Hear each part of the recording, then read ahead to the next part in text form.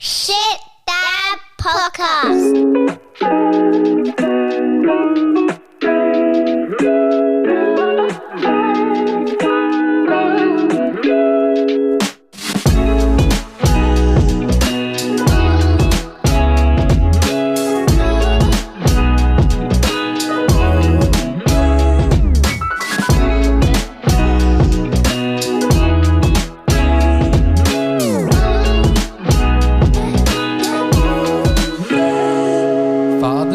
Hood. Welcome back to the Shit Dad Podcast, where we hear fatherhood experiences through the eyes of average Aussie blokes. I'm Cam, husband of 4 years and father of a 3-year-old and a 1-year-old. And my ultimate dad role model is Bandit from Bluey. How have I not thought of that? I'm spewing because he is literally my role model in life, not just fatherhood. I'm Nick, husband of 6 years, father of 6, 4 and a 2-year-old, and the highlight of my week was Paw Patrol moving away from Stan, so now we don't have to watch it anymore. Yes. If you're enjoying the podcast, don't forget to slip a little subscribe in there. Send us your Shit Dad stories to shitdadpod@gmail.com or slide into our DMs on Instagram @shitdadpod. And if you're loving the Shit Dad pod, then we'd love you to support the guys at Smashing Fibers Apparel who make it possible. So check them out on Instagram, fill up your shopping cart and use the code SHIPSHITFREE at checkout. I'm going to say it again because it sounds so good. SHIPSHITFREE at checkout for free shipping. Nice. So last episode we spoke to Tim, who is the full-time dad, cancer battler, who reminded us how doctors' checkups are simple but so important to do regularly. So remember to get your checkups, lads. Now this week we've got a very special guest, someone who has recommended to us through a family friend. Tony, welcome Tony. How are you? Very good, mate. We're really excited to have you on board today. You've got a really interesting story. So we thought we might get cracking and hear from you. So first and foremost, can you tell us a bit about yourself and your family? Yep, sure, Tony. I'm 57 years of age and I've married a woman who's French and she's 33 years of age now. So there's a little bit of an age gap, which we had to sell to her family. And we met overseas in France when I was living there in France for... I was living in Switzerland, she was in France, and we were living there. I was living there for about 12 years. Prior to that, I was living in Singapore before I was living that in Australia. So after all those years, I still come in with the same accent. So I don't speak French, but I speak German, but I speak with an Australian accent. It's thick. And now I've got a 13-month-old little angel. Yeah, nice. Who's absolutely fantastic, and it's a big change in my life. You can imagine at my ripe old age, but it's a fantastic thing. I'm really enjoying it. Did you guys bond over snails or snails and frogs' legs and that frogs' sort of legs? Yeah, baguettes, etc., etc. We can joke about all that sort of stuff. You can't joke about cheese. Oh, okay. Jeez, there's bloody cheese going left and right. It's unbelievable. Geez, it's serious business, is it? Oh, mate, have you heard about the French anomaly? No? There's this thing in the dieting world called the French anomaly, and this is that French people eat all this cheese and rich food and everything like that, and they're just not fat, and nobody understands why. Yeah, and my wife's exactly that. It was funny. We had some funny stories in that. In the pregnancy when we were doing these, it was in COVID, and so we couldn't go and do the visits and all the learning stuff that you do. So we had to do it by Zoom. Oh no! And this nurse is like talking to us on Zoom. She's going, okay, now I'm going to go through with all of you what sort of exercise regime you do. And I start laughing, and the nurse is going, what are you laughing about, Tony? And I'm going, I can't wait till Jen tells you what she does. Nothing. Nothing. Look at her. She's French. Look at her. She's as skinny as anything. So. And so, yes, you said you're 57, had your first child. Yep. Was this something that you'd always wanted to do? Have a kid? Yeah, I have. I've always wanted to have a child and stuff. And I've grown up with some of my closest friends with their kids, and like really enjoyed that. And you know, hopefully they enjoy me. And they're all older now, and I think they enjoy me. but yeah. So I've always been crazy Uncle Tony, and now I'm the dad. You know, and it's like it's a big thing. It's really good. Yeah, I'm really enjoying it. Great. And so you've told us that the pregnancy and the birth, it sounds like everything kind of went very smoothly without any hiccups. And you've had quite a short birthing story, and now you've got a dream baby. Is that right? Exactly. I know. It's. I don't want to be that guy. You know, like guy. You know, we were talking about this before. I don't want to be that guy who goes, oh yeah, our baby's like just a dream. It all works well, because the next one's going to be an absolute nightmare, maybe. So you are going for 2? I don't know yet. We don't know yet. That's no scoop. But we'll see. No scoop. But yeah, the pregnancy and the birth was. So I woke up at about 1:30 or something other in the morning, and Jem was just coming out of the bathroom and going, "Oh, I think it's happening." And I said, all right, so we have to start seeing how close the contractions are apart. And then she goes, "Oh, there's like 15 minutes." And I said, "Okay, saddle up, off we go." So we get in the car and we're driving down there, and I'm sitting at a set of traffic lights at literally at like 3 o'clock in the morning, 2:30 in the morning, sitting at a set of traffic lights. There's no one coming, and then my wife's about to give birth, and I'm going, if ever I can go through a red traffic light, it's now. So I start creeping. She's going, "What are you doing?" "Oh, I can't go through this light, really?" So we go down to the hospital, and I slide sideways into the car park at 3:30 in the morning. 7:30 in the morning, we've had the baby. Yeah, wow. And it was a bit scary. Again, first time for me. I don't know what to expect or anything. You know, I'm just trying to help where I can and stuff, and I have no idea whatsoever. So we go in there, and Emily's inside, and they've got the heartbeat monitor on Jen and a heartbeat monitor on the baby, sort of thing, from the outside. And the baby's one keeps dropping a bit. Every now and then it's dropping. And the nurse is going, "Look, it's nothing yet, but I'll just monitor a bit." And then it does it again. She goes, "Don't panic, but I'm just going to get some other people." And she presses this button on the wall, and about 13 freaking heroes turn up. Nothing good can come from don't panic, can it? Well, no, exactly. Yeah. So 13 heroes turn up. These bloody weapon nurses and doctors all turn up. Yeah. And they all come in. This is 4 o'clock in the morning or something, right? Yeah. And they all turn up. I take 2 large steps back because my expertise is not required at this point. So I get out of the way. And they break her water, and they put a monitor directly on the baby's head. And they said, "It's just because we think it's just because she's leaning on the umbilical cord or something." And then they made Jen line aside one way and then the other way, and then it all came good. And then it was fine. And then they all disappeared again. I mean, you can't thank these people enough. I mean, just the expertise they have. Unreal. And then she's come out. And then the funniest part was that the next day I've seen on the wall there's something that says, for new dads, we've got this thing at lunchtime where we'd go along and we'll have a chat when we have a chat about your birth and stuff, right? So I'll go along, I might learn something, you know? Yeah. So I turn up, there's just me and this Indian guy, and there's these 2 doctors there who are people conducting it, and one of them's a reporter sort of guy. And so they said to the Indian guy, like, "What's your story?" He goes through this horrendous story of 19 hours of labour, and the baby finally comes out by caesarean, and then it hasn't eaten in 3 days. Nobody slept in 3 days, and everything. Tell me you didn't follow it up with your story, because that would have just been depressing for him. The guy goes, "Oh, it's a horrendous story, but don't worry, it'll get better from now."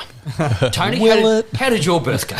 And I looked at the Indian guy and go, "Mate, you're not going to like my story."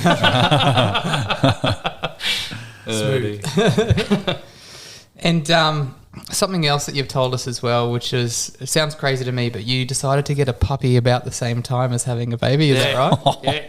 Yeah. And typical sort of, I guess, the way I do things in life. I've gone things at 100 mile an hour and biting me on the arse now. So we're looking around for a puppy, and we wanted to have a Labrador because I've had Labradors always through my life. We decided, look, we'll get this pup.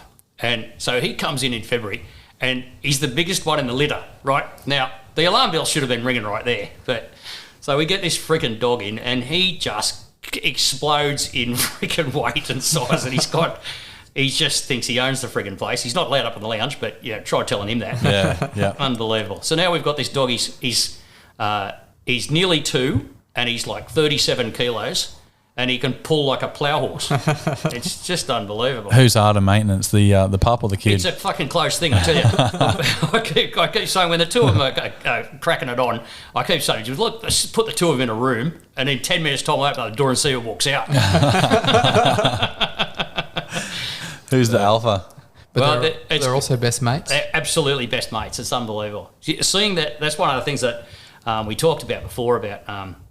highlights and lowlights and stuff. Like one of the highlights is just seeing the relationship between Emily as she's growing up and getting a personality from going from like a little lump, you know, Yeah. to getting a personality and moving around and that sort of stuff, and how she's interacting with this dog, and how he at the start was sort of, he was at the start, it was funny because he was only a little pup right at the start, and she's in the bassinet and she starts to wake up, and me and Jen are on the lounge going, okay, we'll have to get the baby up, and he's over at the bassinet sticking his nose up, and he's coming back over, hey guys, the baby's awake, what are you doing? I go, come to the farm, I'll be there in a minute. Settle down. Protective straight away. Absolutely. I'll tell you what, if it was Cam's dog, he'd probably be licking the poo off, just changing the nappy, helping change the nappies. That's right. Yeah. No, the relationship with these two is great. Yeah, yeah. There was one time I was downstairs. I came up with Emily because I couldn't get the rugby to work downstairs on the television downstairs. So I have to put it on upstairs. It's a What a disaster. disaster. I know. I need another Apple or TV or something. So I come back upstairs and I put it on and I put it down literally for friggin' 5 seconds. I put it down and I get the television going and I turn around, she's not there, and I hear this squawk from behind me. Jeez. She's crawled out the door and it's heading over to the steps and she's on her back. So I go, oh, shit, and I run outside and she's on her back and the dog's in between her and the steps. Oh, Now, that's gold. I don't know what happened. Yeah. I didn't see it, but I swear he's tipped her over. Stop her going down the steps. Yeah. Wow. That's yeah. I superb. swear he's tipped her over. Yeah. You hear stories about that sometimes Yeah. with animals Yeah. being protective. Yeah. Hey, Tone, what do you reckon your low light is? You say that's your highlight. Yeah. Let's darken it up for a sec. What's your low light? I was trying to think a little bit about that sort of stuff, and at this stage, there hasn't been too many That's what we really wanna hear. bad stuff. Yeah. But the hardest part, I guess, for me was in the 6 months at the first start part, was trying to get used to the fact that I'm the spare wheel on the freaking thing here. Your freedom sort of takes a hit, doesn't it? I'm trying to help, and I don't know how I can. Yeah. I haven't got the breasts. The baby's a lump and just needs mum at this point, and I'm trying to help where I can, and you feel a bit inadequate. You feel sort of going like I should be doing more, maybe. I don't know. But what can I do? I've got no experience. You can be in the this kitchen whatsoever. bitch. Yeah, exactly. Well, I was doing Daddy that sort of dinners, stuff a yeah. bit, and then I didn't quite know, but I didn't know. Am I doing? Am I doing enough, or am I doing it right, or But then we were talking about this a little bit before. You come to the realization that anything you're doing is enough. Yeah. Your baby Being there. Yeah, exactly. Yeah. Being there. Your baby wants to look in your eyes and know that she's safe and she's got someone around and and who loves you and she loves you, and if someone ever did anything to her, then they'd never find the body. Yep. That's what she wants to see. Yeah. And if you're doing that, that's it. It doesn't matter Yep. how you do it. There's no right way or wrong way. And so that's what I've learnt over the period, over this 13 months so far. I don't know whether it'll come around and bite me on the arse further down the track, but Speaking of biting on the arse, I think when you were talking before about how good she is, we had that problem with one of our previous guests, how he came on and said, oh, mate, a couple of weeks is bloody perfect. We've got no issues at all, sleeping like a gem, and then literally the next night, it's gone to shit. So don't jinx it yet. No, exactly. Yeah. Have you had advice from any of your mates who are your age? Some of their advice might be a little bit outdated, or they might not remember as well. Not so much. They've sort of slotted right in. Yeah. You can see the girls especially are really keen to hold on to Emily and play with her and do stuff with her and all that sort of stuff. Yeah. But these guys, their kids are all in their early 20s now. Mm-hmm. All my mates' kids and stuff like that. So they've done it all before, and I think they're very happy that it's all behind them. Yeah. But they're very happy to play with Emily and but give it back Give it again, back, sort of yeah. thing. And I'm in the middle of it. Yeah. But we haven't had too much outdated sort of stuff. But I'm feeding off some of the stuff that I remember from back then. So some of the stuff that maybe I come up with might be a bit outdated. But Jen keeps me straight. So. As far as youthfulness goes, you might be outdated in your practice, but you're probably one of the most youthful 50-year-olds I've ever met. Well, Jen keeps reckon that she's not sure whether she's got lucky or whether she's got drawn the short straw. She's got 3 idiots in the house. Yeah, she's got and I'm two- the oldest one. 2 Labradors. You got the energy of a Labrador. That's exactly it. It's exactly it. But it's good fun. We have a lot of fun in our house. And what advantages do you think there are to being an older dad as well? Yeah, there's some. It's interesting. So because we were discussing this when we were at the start. We were sort of starting on this journey and going down this route sort of stuff. And I was saying it's actually going to work out all right, because when a couple normally retire at 65, they might be the same sort of age, similar sort of age sort of thing, right? And so they're retiring, they've built up their nest egg, and that's what they're going to live on for the next 30 years, right? So when they retire, bang, no more income. Now, in 8 years from now, I'm looking to retire, all things going well. And at that point, Jen will still be working because she wants to work. It's something she enjoys doing and stuff. She's not sort of a power crazy career woman or anything like that, but she enjoys working. So she's going to be working still, and they will still have this income coming in, which most people when they retire don't. And my retirement will also be, I'll be in the mornings, I'll be looking after the kids and taking them to school. The kids will love that, as I, Dad's going to take me to school every day. Oh, come on, Dad, please, can I go by myself? No, I'm coming. I'm riding a bike. Today I'm going to wear a tutu. So you can aid all the teachers. That's right, exactly. I'll tell you firsthand, being the school dad isn't that bad. It's pretty cool. Right. You know all the goss and the carry on. Right. My friends and like some of the mums at school, they're like, you know more the gossip than anyone around here. Like, you know what all the kids are up to, what all the mums are up to. And right. They give me a bit of shit for it. That'll be you. Yeah, absolutely. Well, I mean, we keep laughing also about the when they have parent teacher nights, that sort of thing. What that's going to be like? That'll be past your bedtime. Well, exactly. I'll be having a Horlicks and off to bed. but yeah, Horlicks. we're wondering how that's going to go, because I was standing behind the door when the patience was being given out. So I've just got none. I can't stand in a queue. I don't know how to do it. So Jen's always laughing at me whenever I'm at an airport. I just go straight to the business class area, whether I've got a business class ticket or not. Straight over there. Walk with confidence. No one will question you. You're not travelling business. Oh no, just put me through. But Jen's also not the best at it. She's got much more patience than I have, but doesn't tolerate like fools very easily. And so I think it's just going to be funny at the first parent teacher nights we go to and stuff, because if the teacher's just not very good, the teacher will be sort of talking to me because I look like the elder statesman sort of thing. and I'll be there going, don't talk to me, I'm here with a mop and a bucket. I'm here to clean up the mess after she's finished with you. I'm going to clean the blood off the floor. Nobody talking to me. That's going to be interesting. And so those are some advantages. You said as well, you know, when you retire, you're going to be able to drop the kids off and play golf and, have time for yourself. I heard on one of your podcasts before you were talking about innovations and stuff like that. And I was thinking, very early on, I was thinking about getting some sort of a golf buggy with some sort of a bassinet bit. So it's going to have some sort of a Kevlar surface over the top of it. I'd like to hear that as one of the dad hacks mailed into us in the future. Exactly, yeah. So I was thinking about that, but we'll see how that goes. You'll have plenty of time on your hands. You'll be sweet. Yeah, I don't know. So but I figure in the retirement side of things, I'll be taking care of it in the morning and then taking care of it in the afternoon and evening and that sort of stuff. So Jen doesn't have to do any of that sort of stuff because I'll have the time to do that. Yeah. But then I'll still have that period in the middle of the day to go up the road and catch a coffee with a mate and play a game of golf or go for a surf or something. Go pop the Keno on. You know how it is. That's right. A couple of arms and pokies. A couple of slaps, And would you have any advice for younger first-time dads, given your experience and your perspective? I would. I sort of mentioned a little bit before when I was chatting with you. I think that the one thing, if people could have a couple of laughs from this podcast sort of thing with us and everything, but if they could go away with one thing, it would be that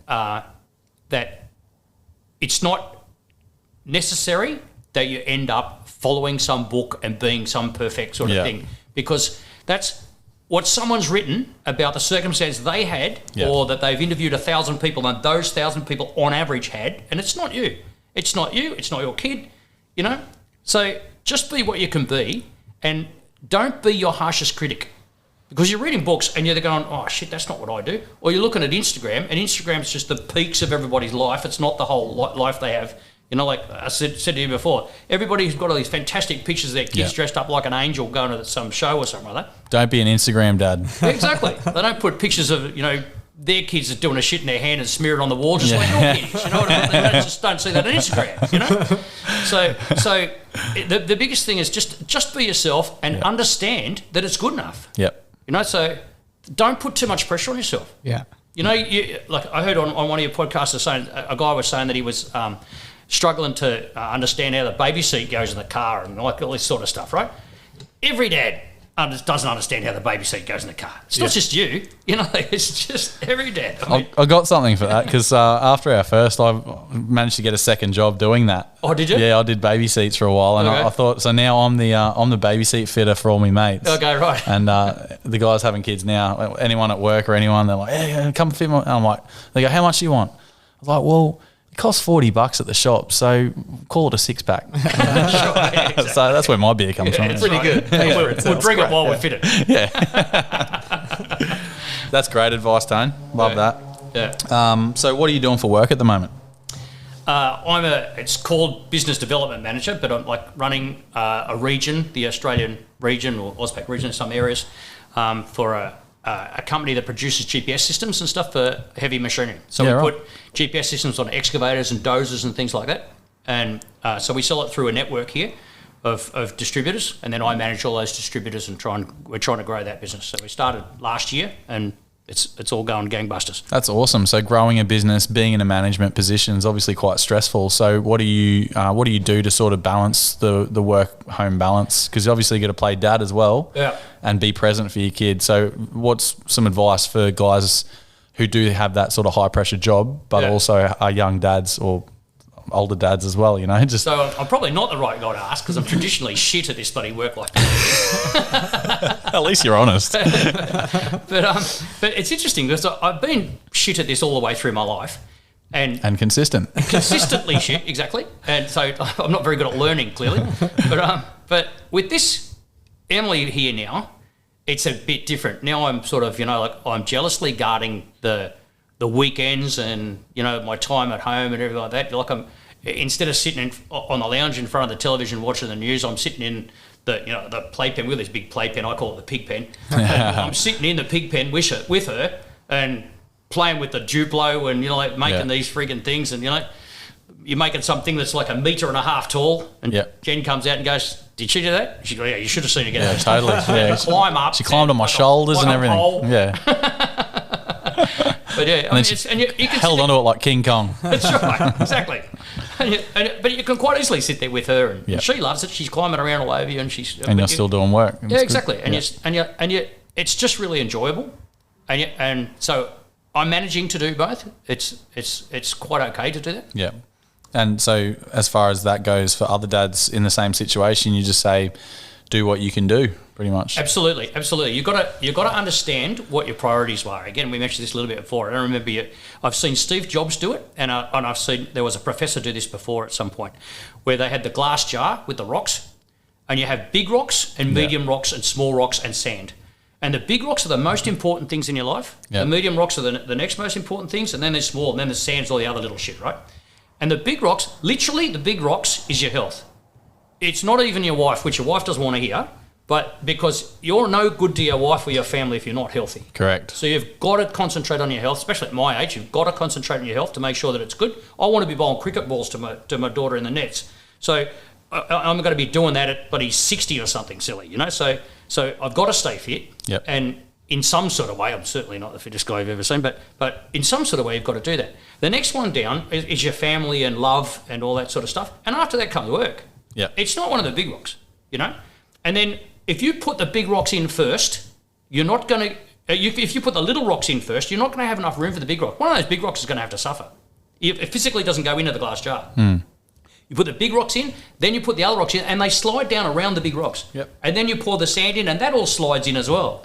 And then I saw this professor, he's got 2 cans of beer and poured them in over the top of the sand and said, remember, no matter how full your life is, there's always room for 2 cans of beer. Yeah, love that. That's great advice. So, but just prioritising to make sure that you understand. Yeah. Step outside of yourself. If you step outside of yourself and look in and go, am I doing the right thing here, like for myself? Not from someone telling me what to do or reading some book or some, expert telling me whatever. Yeah. is it the right for us? Is it right for me? Is it right for my family? Is my wife getting pissed off because she's at home with the kids and I'm not turning up till 7 o'clock? Yeah. Is that right? Or well, you're how doing can I what you can fix do. that? Yeah. So we've got this bloody big Labrador, and he needs to be walked every day. It's a commitment that you make when you get a dog. You've got to take him for a walk. And so I get up early in the morning to do that because I can't do it at night because it's going to take away from our family and all that sort of stuff. So I get up every morning and walk him, rain, hail or shine, every morning because that's just a commitment that you make, you know? We're going to talk about a bit of dad bod wellness and mental wellness and things like that. But that's one thing that you do to look after yourself and keep fit. Like, not even fit, just keep active. Yeah. Walking your dog every day. That's bloody plenty. That's more than most people do. Seriously. Well, you'd think it was a good thing, but the bloody dog. He'd probably be walking you. Well, he's not. He just will not do this heeling thing. You know, when you heel along next to it like a normal dog, Labradors he will not don't do it. And so, you know, when you're walking, if you've got your left foot in the air and your right foot's on the ground and the dog's out on your left and he pulls, it twists your knee. My friggin' knee is killing me. This bloody dog's killing my knee every morning. So I'm not sure how healthy it is at all. You need to start going to off-lead areas. Just let him run around and you just do some laps. Exactly, yeah. Tire him out. Stand there with a milkshake. What else do you do, Tone? We'll cut the milkshake off. Have a coffee or something. What else do you do to keep yourself fit? I've got a bedroom in my house that's not being used, so I have a gym in it. And Thank God you said it's not being used, because I was about to say, well, we all have a bedroom in our house. That's right. I've got more than one. Yeah, that's good. So you got a gym room. All right. So I've got a gym. So I bought some gym equipment again, just off Marketplace or whatever and stuff. You buy some stuff that's like ex-gym stuff, like proper stuff, not just home gym stuff. I had a bit of a disastrous shoulder injury at one point, and so I've got a specific machine that does that. You know, like the pec deck machine that you can use to do front and back, but specific stuff to what you need. Yep. And then and that means I don't have to go to a gym. Yeah. Because when you go to a gym, it's an hour. No matter what you try to do, 15 minutes in the gym is going to take you an hour. Because you've got to go there, get changed, come back out, chat with someone, you know, all that sort of stuff. If it's in your house, I can say to Jen, is it okay if I just duck down to the gym? And then I can be 25 minutes down there, do a full bloody circuit that I do, Yep. and then come back out. I've got to do that 2 or 3 times a week. Beautiful. Just to stay fit, you know what I mean? Yep. So, and obviously, don't take this the wrong way, but as you're moving on in your years, strength's obviously a more important part of exercise than any exercise. So that's good. It's also there's been studies and stuff on the fact that the health stuff that you do with regard to your fitness and your muscle work and all that sort of stuff helps you with dementia and all that sort of stuff, you know. That and singing and languages. So I speak German, but I'm going to have to learn French because Jen's talking French to Emily already. That sounds like a lot of work. Let's speak in code. Let's talk French so bloody Dad doesn't understand what we're doing. So, they'll gang up on you. Oh, I know. Sounds like it. So I have to really learn French now.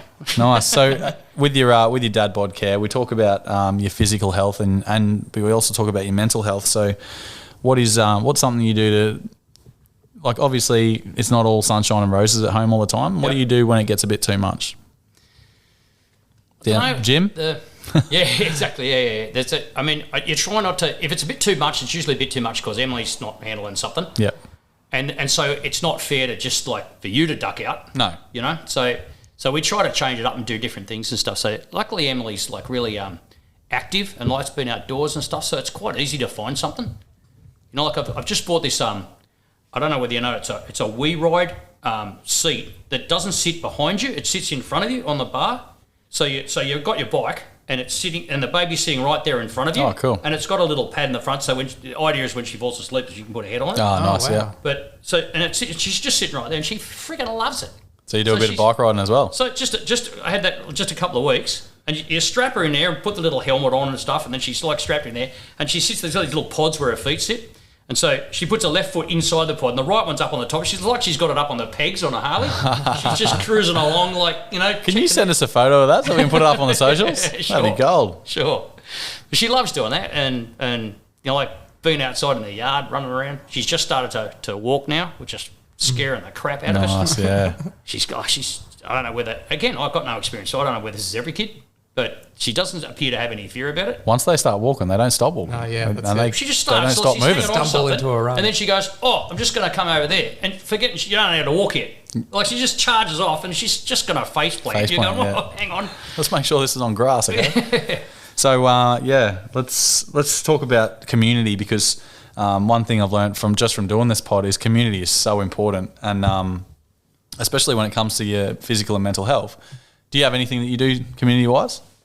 It's a difficult thing because my family is in Sydney, Yeah. and most of my friends are in Sydney, and her family and all her friends are in France. Okay. So we're literally alone up here, Yeah. and so we're having to do. So luckily, we get on great together, and it's really good fun together and everything. So it's good fun. But we figure that there'll be a lot of community stuff that'll come, because I've seen it through with all my friends, from when the kids go to school and you end up being with the parents of the kids' mates and that sort of stuff. But we get actively involved in the community around the place doing things, and Jen's got a circle of friends that she knows from the mums group, sort of thing. So but we've just had a couple of friends of ours move back home from the USA back into where we live, into the same suburb as we are. So and they've got 3 kids, and they're good fun. Perfect. Got another friend, Ross and Fiona, who they've just moved up into shout out Kangaroo Point as well. Oh, shout out Ross and Fiona. They moved up to Kangaroo Point as well, and we've got some friends down in Grafton, and they come up quite regularly, and their kids live up in Grafton, in Brisbane, so we see them a little bit. But Probably no Cam's in-laws. Bloody Yeah, small town, that one. That's how we met. Oh, of course. There you go. Yeah. Shut up, Nick. Shout out to G-Town. Yeah. G-Town. Awesome. So one last thing, Tone. What I was trying to get at before with your escape is like, obviously all blokes and mums, so they have their own things to do, escape when the kids are asleep or whatever. When you're not with Emily, what's something that you do to relax and just sort of clear your head? So I guess the gym is one of them. Yeah. Like just getting into the gym and doing that. Watching a bit of television or something other, like after she goes to bed, we'll sit there and watch television and stuff. Watch one of those funny sort of shows. Like, have you been paying attention, something like that? Yeah. Like just to relax a bit. But I guess the one that I do the most, I guess, would be when we go to bed, I read a book. So when I get into bed, I just read for like half an hour or 20 minutes or something other. I find that just really relaxing before going to bed. I really enjoy doing it. I'm reading the same books all the time, these Jack Reacher books. I just read all the way through, and then I start again at the front again and come back through again. But it's because it's not about learning. It's not about. It's just about relaxing and enjoying. The story of whatever's going on. Not looking at a screen. Yeah, exactly. Yeah. So I just enjoy doing that. And nice. Jen enjoys other things. So she plays this game on the iPad, and so she mucks around with that. We're chatting and stuff while we're doing it and stuff, but yeah, each of us has different things and that's just the relaxing bit. So just that reading sort of thing is probably the last thing I do before going to bed, is just like to calm down with that. Yeah, I love that. That's actually really good. That's good advice for most people, really, because I don't think, screen time really is the main thing that takes over all our lives, and no one really reads much, I'm not saying no one, but No, but I bloody know. I make sure I don't look at my emails before going to sleep. Yeah. But then you go to sleep just thinking about work. What are you going to do the next day? And, who needs a slap? It's bad for your eyes. It's bad for your brain as well. Screens right before bed. So for your sleep patterns. I got into a habit where I was doing Sudoku before bed. I love that shit. Yeah, nice. That was awesome. Your brain's got 100 mile an hour just before you go to sleep. Yeah, I know. What's wrong with that picture? I'll do the easy ones. Just a little gimme to keep the confidence up, pump you up for a good sleep. Yeah. Now that sort of wraps up the story time. Play school story time over here. So it's been really good having you on for a good chat. It's such a good perspective from, like, we've not talked to anyone sort of over 35 at the moment, so it's so good to have a different perspective on it. But if you have any other advice to older dads in your situation, shoot, what do you got? I would just say, don't even worry about what people are going to say. I've had one lady say to me, isn't it great that Granddad got to come down and pick up the baby from the daycare? And and there's just no point in even picking her up, making her feel bad about it, you know what I mean? My hair colour is my hair colour, that's what I am. There's no point in worrying about it. Just don't worry about it. You should have said something like, I'm 35. I've just had a real hard upbringing. I've been a concreter all my life. That's right. That's right. Look after yourself better than I did. All that crack is killing me. Don't do crack. Love it. All right, Tony. Thanks heaps for that. So, everyone, that wraps up our podcast for this week, episode 14 with Tony. What are we calling it? Old dad, young dad, or something? Old new dad. Old new dad. Yes, I love that. What do you reckon, Tony? You happy with that? There we go. Very happy with that. Pretty good description. Awesome. Old new dad. Stay tuned because we're going to have some bonus content coming later in the week. We're going to have a bit of an extra chat with Tony and have a bit of a shit talk. And we're going to do some all the usual stuff we do. So dad jokes and shit dad moment of the week and things like that. We're going to bring it to you a little bit later on. But yeah, thanks again, Tony. It's been such a good episode having you on. Good stuff, fellas. Awesome. Enjoyed it. Cheers.